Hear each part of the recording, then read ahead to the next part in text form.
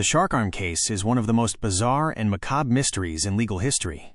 It began not in a police station, but in the Coogee Aquarium in Sydney, Australia, on Anzac Day 1935. The discovery, on April 25th, a captive 14-foot tiger shark, which had been caught a few days earlier as a tourist attraction, suddenly became ill. In front of a crowd of stunned onlookers, the shark thrashed about and regurgitated several items. Among the debris was a perfectly preserved human left arm. At first, people assumed a swimmer had been attacked.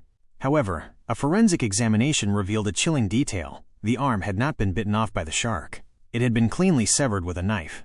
The victim, the arm was unique, bearing a distinctive tattoo of two boxers sparring. After the image was published in the newspaper, a local man identified it as belonging to his brother, James "Jimmy" Smith, a former boxer and small-time criminal who had been missing for weeks. Fingerprints confirmed the ID, but the mystery only deepened. Where was the rest of Jimmy? The investigation and underworld connections. Police traced Smith's final days to a cottage in Cronulla, where he had been drinking with a man named Patrick Brady, a known forger. They suspected that Smith had been murdered, dismembered, and placed into a trunk that was dumped into the ocean. The theory of how the arm got into the shark is almost hard to believe. 1. Smith's body was dumped in the sea. 2.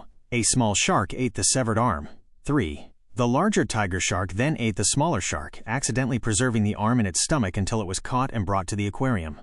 The key suspects: Patrick Brady, the prime suspect who allegedly did the dirty work.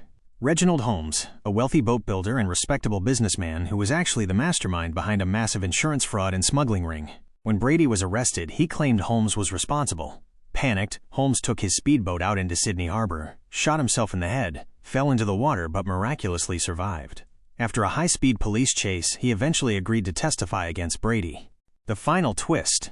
The morning the inquest was set to begin, Reginald Holmes was found dead in his car at Dawes Point, shot through the heart. Whether he was murdered to be kept quiet or if he successfully committed suicide on his second attempt, allegedly to ensure his family could collect his life insurance, which wouldn't pay out for a suicide but might for an unsolved murder, the result was the same. The prosecution's star witness was gone. The legal loophole. In court, Patrick Brady's lawyer argued a brilliant, if grisly, legal defense: an arm is not a body. He argued that without a corpse, corpus delicti, the Crown could not prove Jimmy Smith was actually dead. He could simply be a man missing an arm.